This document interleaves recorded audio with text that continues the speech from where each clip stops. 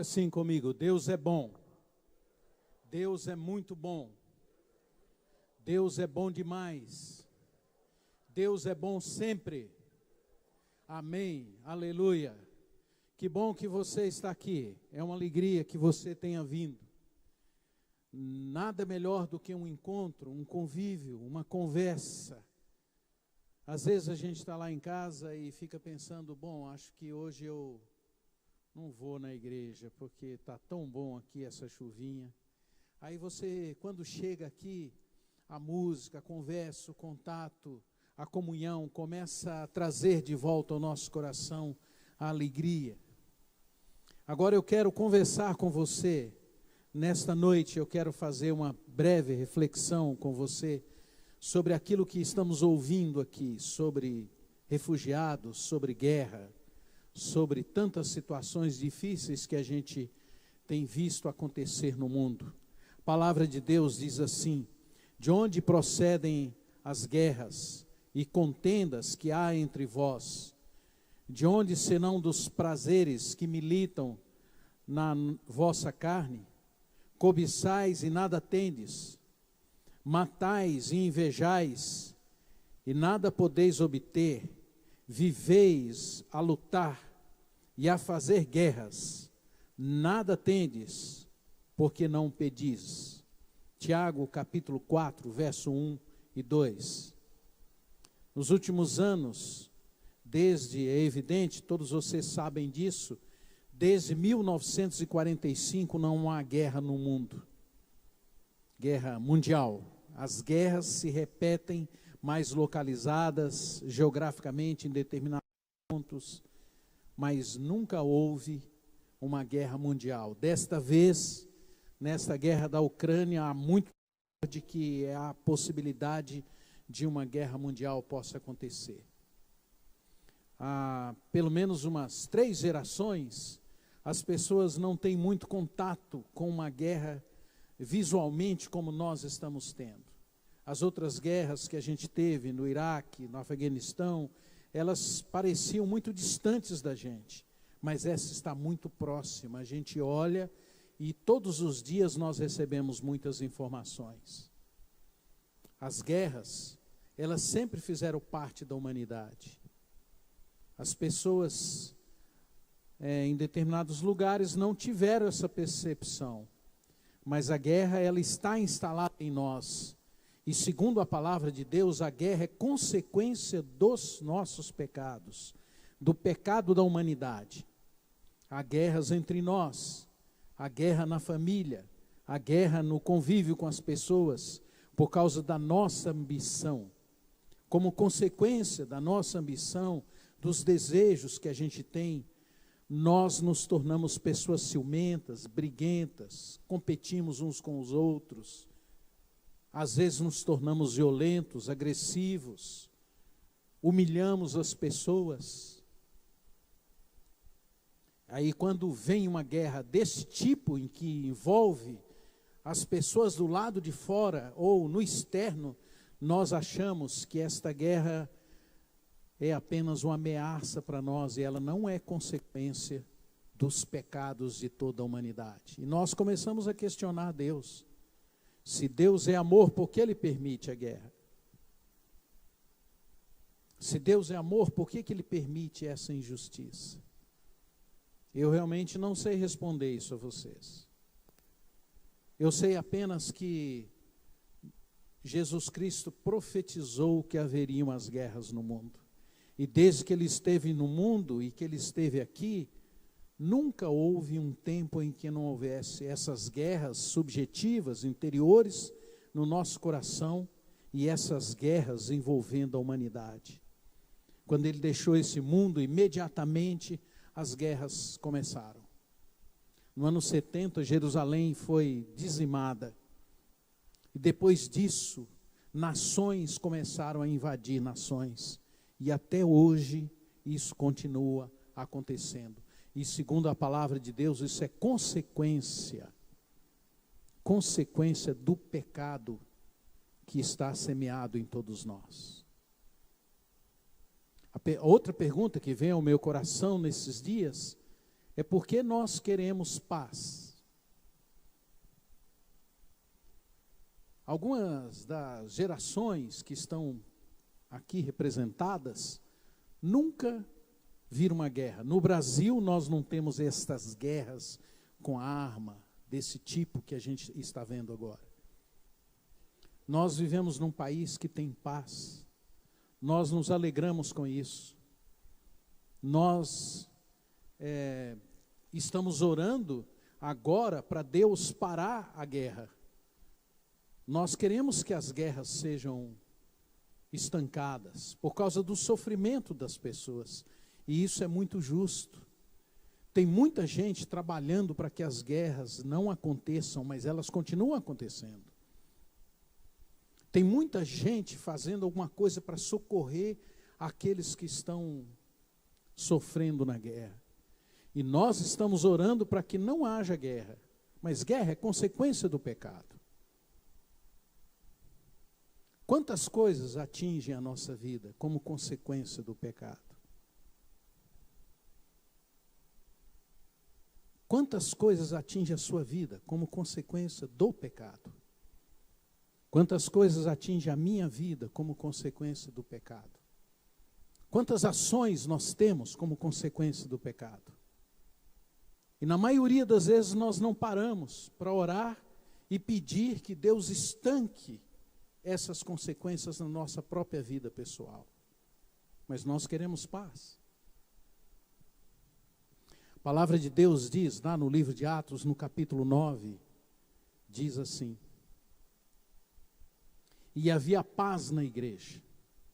O evangelho era pregado e anunciado, tanto na Judéia como em Samaria.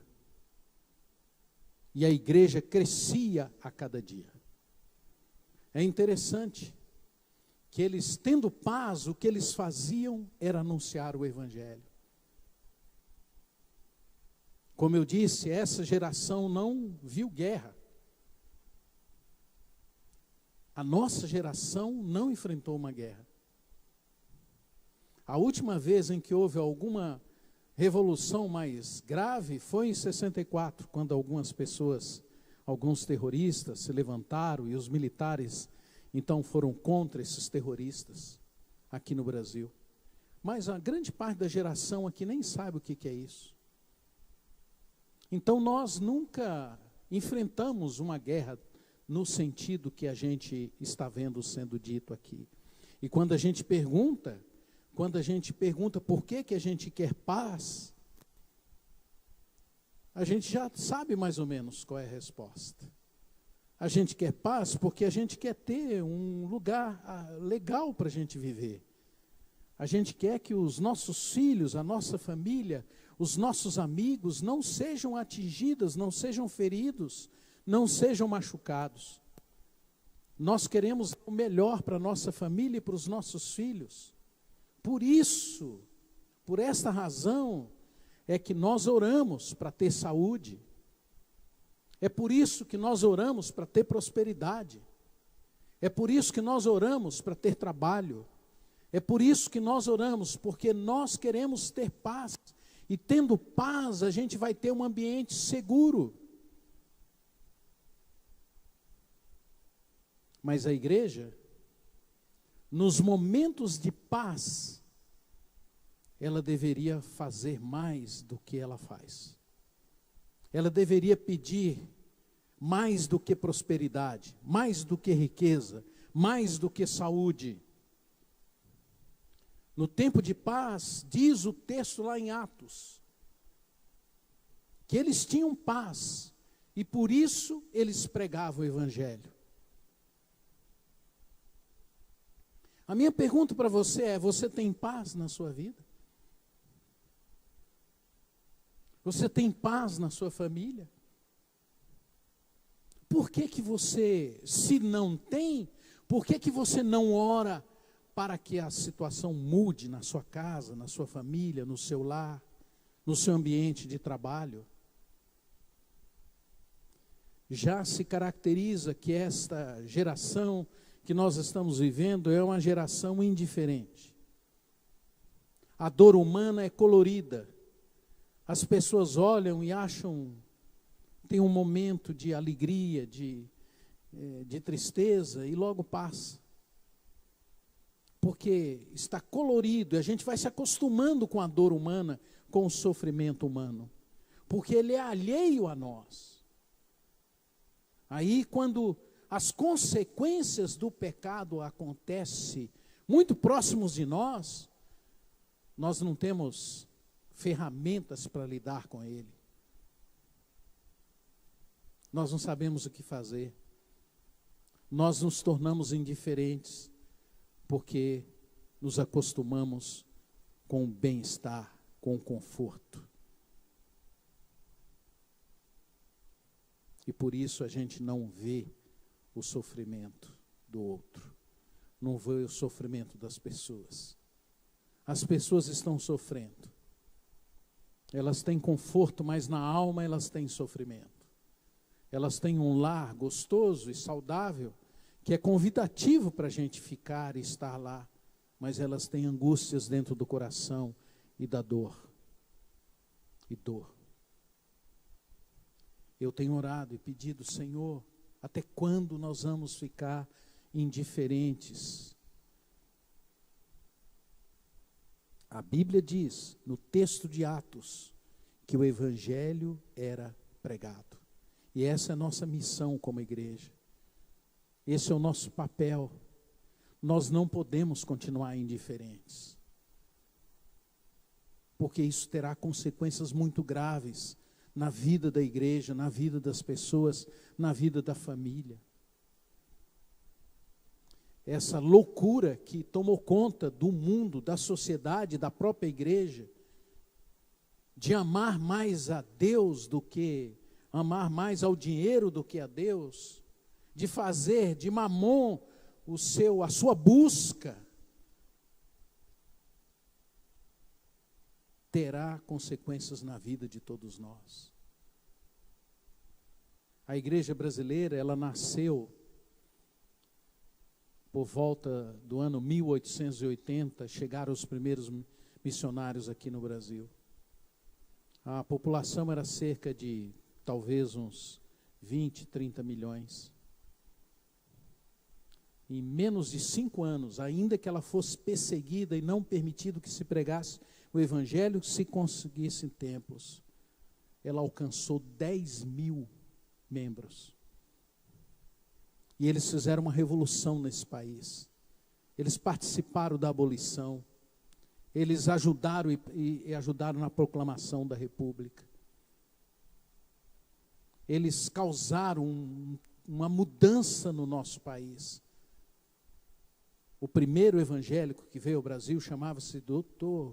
Robert Calley. E ele causou uma revolução porque ele trazia uma visão profundamente evangélica no coração. Traduziu dezenas de hinos que nós cantamos até hoje. Entretanto, nós estamos nos tornando uma geração indiferente. Com todos os recursos que a gente tem, com tudo que a gente tem perdido a percepção de que nós somos chamados para proclamar o Evangelho e a pessoa de Jesus Cristo. Nós queremos os benefícios daquilo que Cristo fez na cruz, mas não queremos a cruz. Não queremos ir para o campo, não queremos batalhar, não queremos servir. A palavra de Deus diz, e foi dito aqui com outras palavras, pelo missionário Ayrton, que Deus amplia a nossa existência na terra, por 2 razões apenas. Uma, para a gente viver para a glória dele e testemunhar do nome dele na face da terra. E a outra, para a gente servi-lo com alegria. Como é que você está vivendo? Você percebe que a gente sofrendo do seu lado? O que você está fazendo para que ela conheça a Jesus? O que você faz para que o seu filho, a sua filha, seus amigos, os seus próximos conheçam a Cristo?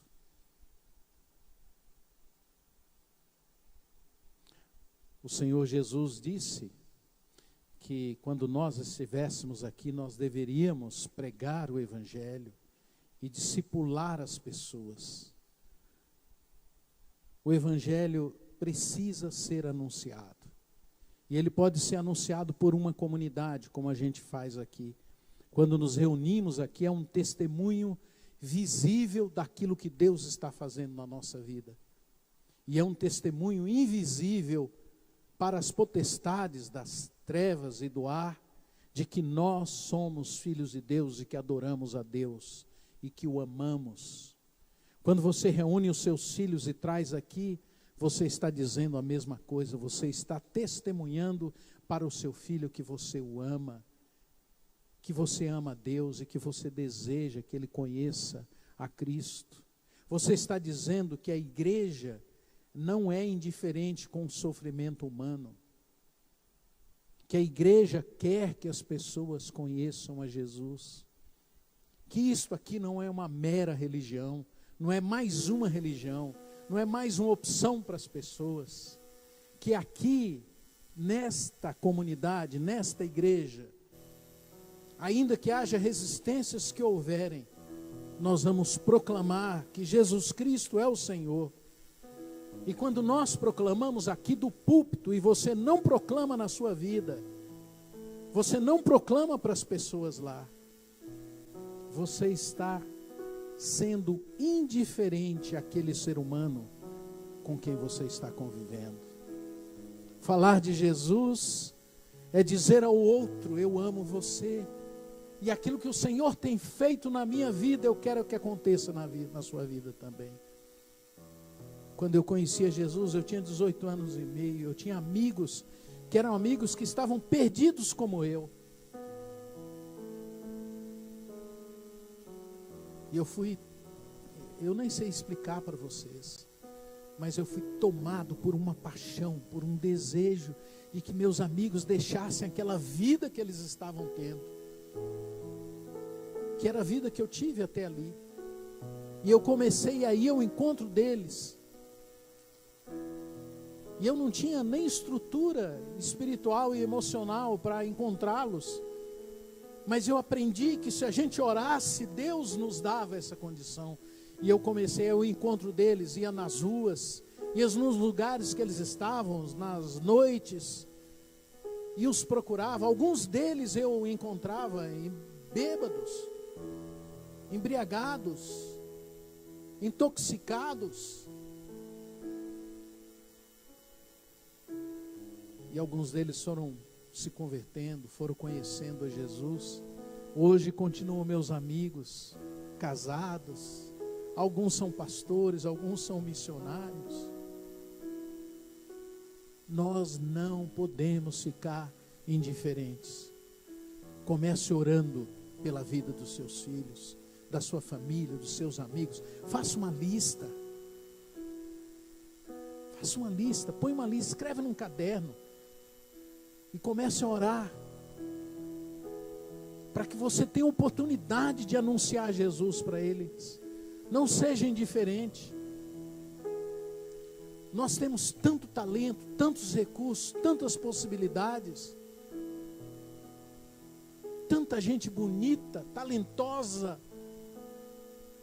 Coloque a sua vida nas mãos do Senhor, para você servi-lo com alegria. Ele vai usar a sua vida, você será uma grande bênção.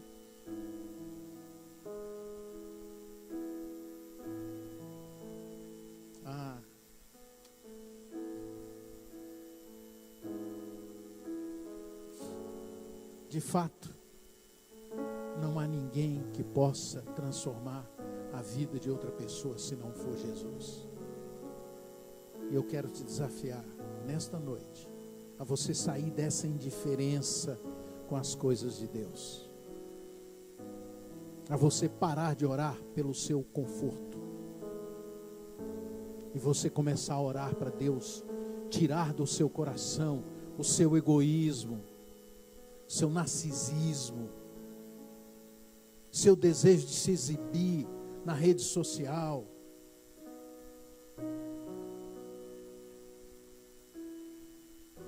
E você começar a dizer: Senhor, quebranta meu coração.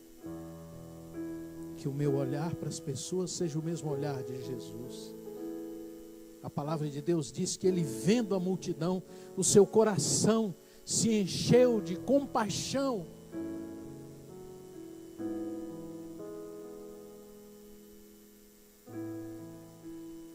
Deus é amor, Deus é bom,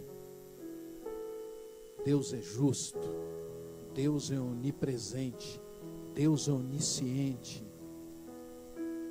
Eu não sei quais são as razões da guerra, mas uma delas eu sei: é que Deus quer que eu não seja tão indiferente como eu tenho sido.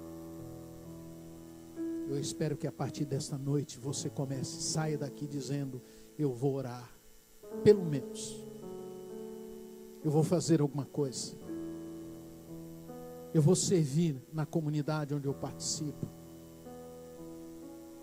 eu vou orar para que Deus faça alguma coisa, começando na minha vida. Feche os seus olhos por um instante.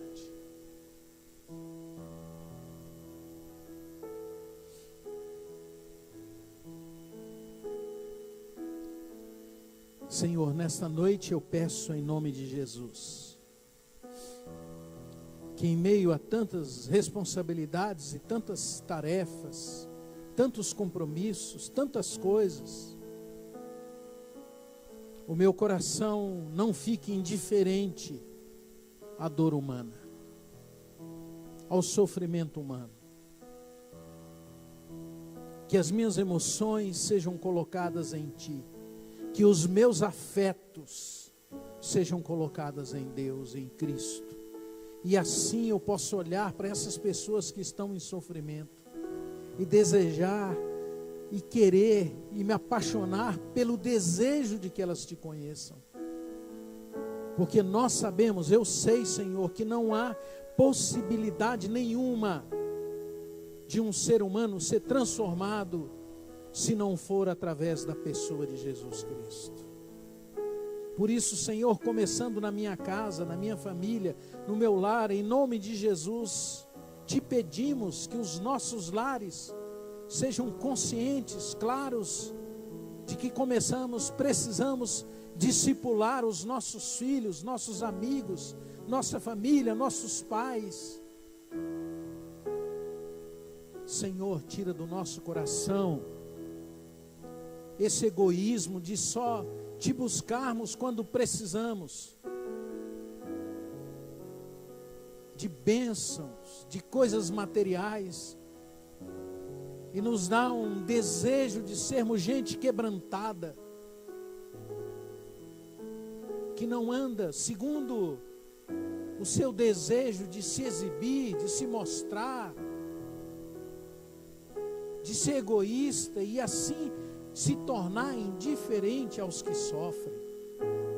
Senhor, às vezes o sofrimento está batendo ao nosso lado, está dormindo na mesma cama que a gente, comendo na mesma mesa, e nós somos tão indiferentes que não percebemos. Senhor, tira isso do nosso coração, em nome de Jesus. Tira isso do coração dos crentes dessa igreja.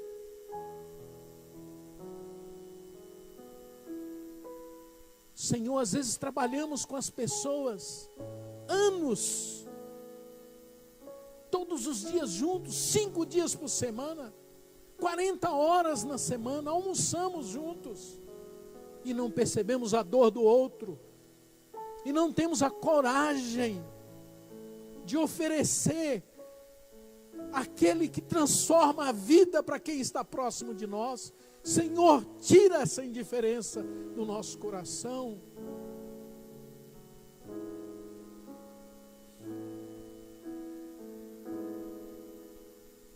Senhor, transforma a nossa vida, nos dá um coração quebrantado. O Senhor tem nos dado tanto conforto.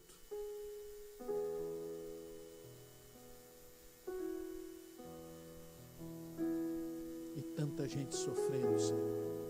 Quando olhamos para aquelas pessoas que estão em guerra, Senhor, que estão sofrendo, aquelas mães, aquelas mulheres, aquelas crianças. Senhor, nos move para fazermos alguma coisa. Nos tira desta indiferença. Em nome de Jesus. Amém e amém. Se você quiser, você pode servir. Faça com alegria ao nosso Deus. Que o Senhor nos abençoe.